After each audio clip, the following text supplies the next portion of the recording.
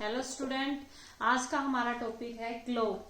Clock हमारा जो है वो टाइम एंड कैलेंडर के अंदर आता है। टाइम का जो हमारा चैप्टर है उसके अंदर हमारा ये चैप्टर होता है। बेसिकली आज हम टाइम वाला चैप्टर पढ़ने वाले हैं। टाइम हमारा क्या क्या होता है, कैसे हम टाइम को रीड करना सीखते हैं और कैसे हम किसी भी जो क्लॉक होती है उसका टाइम देख के हम उसको कैसे मेंशन करते हैं, ये वाली चीज हम आज सीखने वाले हैं।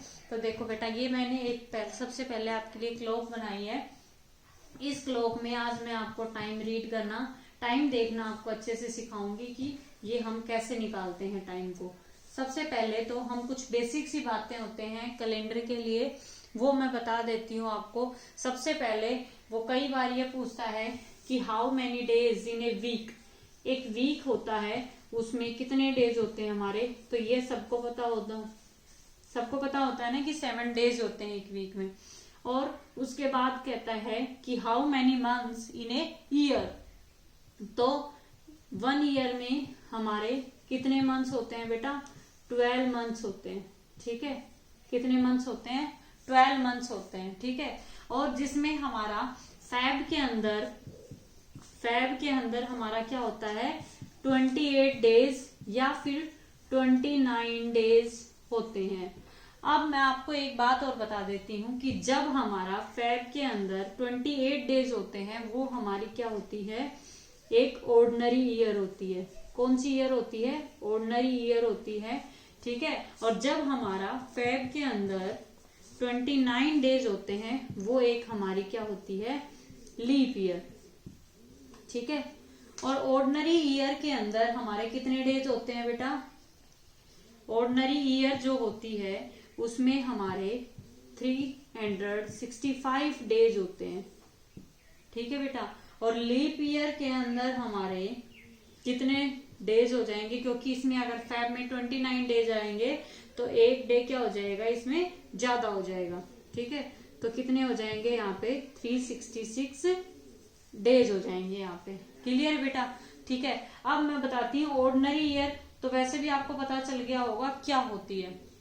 ऑर्डिनरी ईयर हमारी वो ईयर होती है जब हमारा जिस ईयर के अंदर फेब में 28 डेज आते हैं, वो हमारी क्या कहलाती है? एक ऑर्डिनरी ईयर कहलाती है। ठीक है, और जब हमारा जिस ईयर के अंदर फेब के अंदर जिस ईयर में फेब में क्या होते हैं? 29 डेज होते हैं, वो हमारी एक क्या होती है?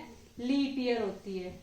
ठीक है बेटा, याद रहेगा, जब फेब में 28 डेज तो वो एक लीप ईयर ना ऑर्डिनरी ईयर। ऑर्डिनरी ईयर में इतने डेज होते हैं।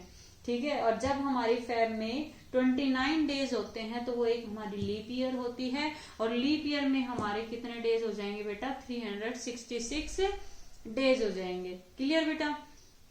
ठीक है, उससे आगे मैं बात करती हूँ कि हमारे वीक में कितने डेज, हमारे 1 ईयर में कितने वीक होते हैं, ये पहले आप मुझे बताइए। तो मैं आपको बता देती हूँ कि 52 वीक्स होते हैं। कितने? 1 ईयर में। 1 ईयर में कितने वीक होते हैं हमारे? 52 वीक होते हैं। ठीक है बेटा, उसके बाद अगर हम बात करते हैं कि 1 डे में कितने हार्स होते हैं? 1 डे में हमारे 24 हार होते हैं। 24 आवर्स होते हैं। ठीक है, ये भी क्लियर है। और हमें पता होना चाहिए कि 1 डे में, ये तो हमें पता चल गया। अब 1 हार में कितनी मिनट होती हैं? 60 मिनट होती है। ठीक है, और फिर उससे भी ज्यादा हमें क्या पता होना चाहिए? 1 मिनट में 60 सेकंड होती है। ये सारी चीजें हमें याद होनी चाहिए, क्योंकि इसी पे हमारा ये टॉपिक डिपेंड है। क्योंकि जब तक हमें उस टॉपिक के बारे में पूरा बेसिक से नहीं पता होगा, वो टॉपिक हमें अच्छे से नहीं आएगा। ठीक है, तो ये मैंने कुछ आपको बेसिक चीजें इंपॉर्टेंट जो होती हैं वो मैंने आपको बताई है। यहाँ पे एक चीज और क्लियर कर देती हूँ बेटा, अगर हमसे वो ये पूछता है कि, मैंने बोला कि बेटा 2023 ईयर जो ये चल रही है हमारी, क्या एक ऑर्डिनरी ईयर है या एक लीप ईयर है? तो हम कैसे पता लगाएंगे बेटा कि ऑर्डिनरी ईयर या लीप ईयर क्या होती है? या मैं आपसे पूछूं कि बेटा 1994 जो ईयर थी हमारी, क्योंकि वो क्या हो गई, वो तो हमारी निकल चुकी। ठीक है, तो अगर ये जो ईयर थी, क्या वो एक लीप ईयर थी या ऑर्डिनरी ईयर थी? तो हम क्या बोलेंगे, हमें तो नहीं पता, कि हम कैसे बता पाएंगे कि वो एक लीप ईयर थी या ऑर्डिनरी ईयर थी। लेकिन मैं आपको उसको निकालना बताती हूँ, कैसे बताएंगे हम। जब भी हमें वो ये पूछता है कि वो एक लीप ईयर है या ऑर्डिनरी ईयर है, तो हम क्या करेंगे, 4 से उसको डिवाइड करके देंगे, क्योंकि हमने पढ़ा है कि एवरी 4 ईयर, हर 4 ईयर के बाद एक लीप ईयर आती है। ठीक है, 4 ईयर के बाद लीप ईयर आती है। ठीक है, तो 4 यहाँ पे, क्योंकि हमें पता है कि 4 ईयर के बाद क्या आती है, हमारी एक लीप ईयर आती है। तो इसको हम क्या करेंगे, 4 से डिवाइड करके देखेंगे। तो 4 5 जा 20। ठीक है, उसके बाद मैं यहाँ पे 2 बोरो कर लेती हूँ। उसके बाद मैंने यहाँ पे देखा कि 2 तो इससे छोटा नंबर है, तो ये इससे डिवाइड नहीं हो पाएगा, इसलिए मैंने यहाँ पे 0 डाल दिया। अगेन यहीं पे मैंने एक नंबर और ले लिया। अब 4 5 जा 20। अब रिमाइंडर कितना बच गया हमारा, 3। अगर हमारा जो नंबर, जो ईयर हमें दे रखी है, वो 4 से कंप्लीटली डिवाइड हो जाता है, तो वो क्या होती है, एक लीप ईयर। और जो नहीं हो पाता वो क्या होती है, एक ऑर्डिनरी ईयर। तो ये जो हमारी ईयर चल रही है 2023, ये एक हमारी क्या है, ऑर्डिनरी ईयर है। ठीक है, इसको याद रखना। अगर अब मैंने बात की 1994, ये जो ईयर है, इसका हम निकाल के पता लगाएंगे कैसे। अभी अभी मैंने बताया, जब भी जिस भी ईयर का हमें निकालना होता है, उसको क्या करेंगे, 4 से डिवाइड करके देखेंगे। तो 4 4 जा 16। ठीक है, यहाँ पे 3 आ गया बेटा। उसके बाद अब आगे यहाँ पे हम ये नंबर ले लेंगे, तो 9। अब ये 4 की टेबल में कहां तक करेंगे इसको, 4 9 जा 36। ठीक है, अब यहाँ पे क्या बच गया, 3। तो यहाँ पे अब हम क्या ले लेंगे, फिर से 4 ले लेंगे। ठीक है, अब ये देखो कहां पे, 4 की टेबल में कहां तक जाता है, 4 8 जा 32। ठीक है, 4 8 जा 32। तो यहाँ पे रिमाइंडर कितना बच गया बेटा, 2। तो ये भी क्या है, हमारा कंप्लीटली डिवाइड नहीं हुआ, तो क्या कर देंगे, ये भी एक क्या है, हमारी एक ऑर्डिनरी ईयर है। ये भी क्या है, हमारी एक ऑर्डिनरी ईयर है। ठीक है, ये भी हमारी एक लीप ईयर नहीं है। आ गया समझ में बेटा। तो ये कुछ बेसिक सी चीजें हैं कि जब भी हमें किसी भी ईयर के बारे में पूछता है, तो क्या कैसे पता लगाएंगे हमें, कि उसको 4 से डिवाइड करके देखेंगे। अगर मैं ऐसे एक और एग्जांपल लेती हूं, जैसे कि अभी अगर हम नेक्स्ट ईयर की बात करते हैं, नेक्स्ट ईयर कौन सी आएगी, 2024। क्या हम बता सकते हैं कि वो एक लीप ईयर होगी या ऑर्डिनरी ईयर होगी? हाँ, हम बता सकते हैं। कैसे? अभी सेम इसको क्या करेंगे, हम 4 से डिवाइड करेंगे। तो 4 5 जा 20। तो यहाँ पे कितना हो गया, 0। अब अगला नंबर मैंने फिर से 2 ले लिया यहाँ पे। ठीक है, अब 2 तो क्या है, इससे हमारा डिविजर से छोटा नंबर है, तो यहाँ पे क्या कर देंगे, हम 0 डाल देंगे। अब यहाँ पे मैं फिर से क्या ले लूंगी, 4। ठीक है, यहाँ पे मैं क्या ले लूंगी, 4। ठीक है, तो 4 की टेबल में 4 6 जा 24। अब ये नंबर क्या हो गया, ये जो ईयर है ये कंप्लीटली डिवाइड हो गई, इससे कंप्लीटली डिवाइड हो गई ना, पूरा पूरा डिवाइड हो गया इससे। रिमाइंडर क्या बचा, 0। तो जब भी हम किसी ईयर को 4 से डिवाइड करते हैं और हमारा रिमाइंडर क्या बचता है, 0, या वो कंप्लीटली उससे डिवाइड होती है, तो वो ईयर हमारी क्या होती है, लीप ईयर।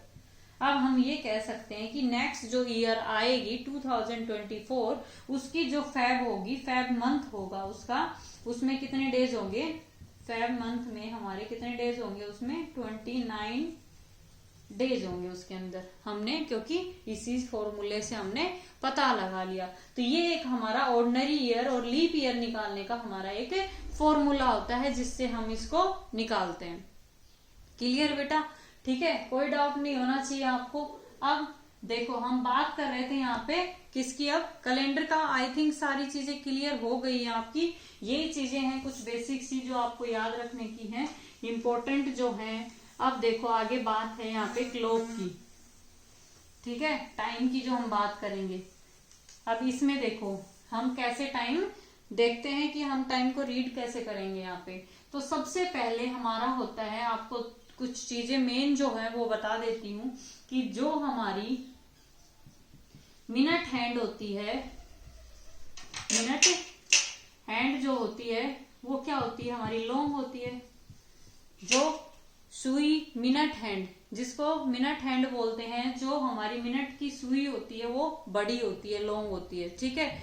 उसके बाद और जो हमारी हावर हैंड होती है, ठीक है, वो क्या होती है, शॉर्ट, छोटी, ठीक है।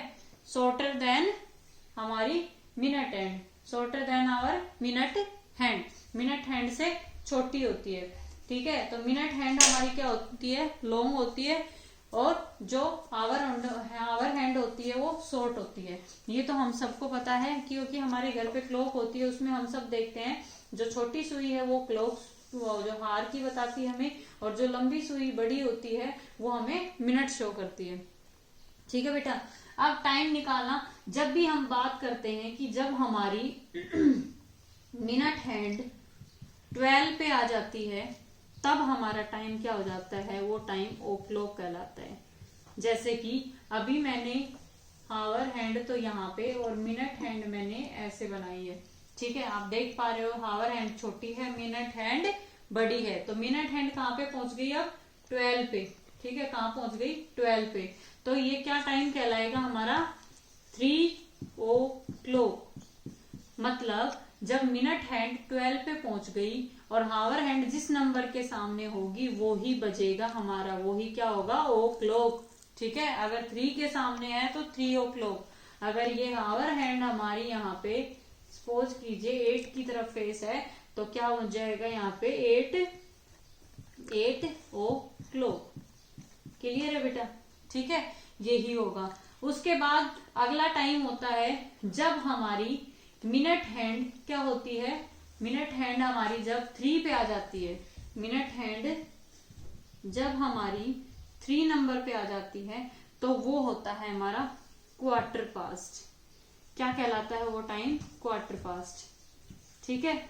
जब मिनट हैंड हमारी जब 3 पे होगी तो वो टाइम क्या कहलाता है, क्वार्टर पास्ट, ठीक है। जैसे कि अगर ये हमारा टाइम है, आवर हैंड हमारी 8 पे है, हावर हैंड से हमें कुछ नहीं करना। हावर हैंड तो इसलिए होती है कि जिस साइड आवर हैंड का फेस होगा वो उतना टाइम हमारा बज रहा होता है। जैसे कि हमने कहते हैं 4 बज रहे हैं, 5 बज रहे हैं, तो अगर 8 के सामने फेस है तो 8 o'clock हमारा अभी हो रहा है। लेकिन अब अगर मिनट हैंड हमारी 3 पे है तो इसको क्या बोलेंगे हम, क्वार्टर पास्ट, ठीक है।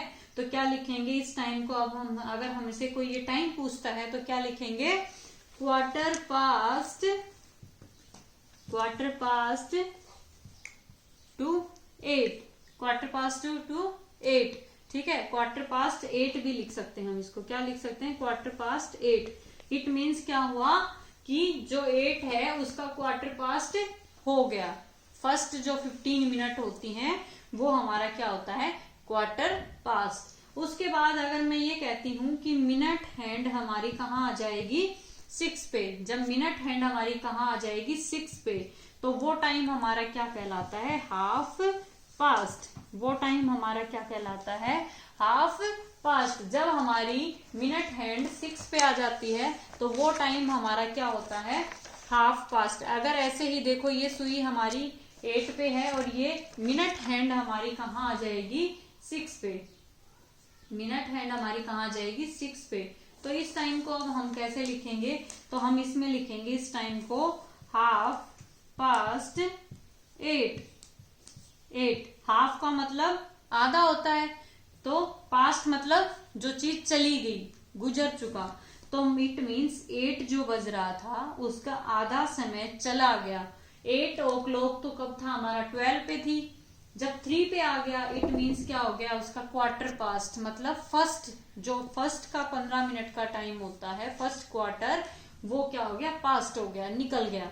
उसके बाद अगर 6 पे सुई आ गई इट मीन्स हाफ पास्ट, मतलब आधा समय हमारा निकल गया, हाफ पास्ट 8 का हाफ पास्ट हो गया। उसके बाद अब आगे बात आती है मिनट हैंड हमारी, ठीक है, 9 पे होती है, मिनट हैंड 9 पे है, तो उसको क्या लिखेंगे, Q2, क्या लिखेंगे, Q2। इट मीन्स अब क्या बोलेंगे, अगर 9 पे सुई आ रही है तो इट मीन्स जब हमारी मिनट हैंड 9 पे है तो अगला टाइम बजने वाला है, मतलब ये थोड़े ना कि 8 ही चलता रहेगा, क्योंकि इतना टाइम हमारा जब 9 पे आ गई इट मीन्स 9 बजने वाले हैं।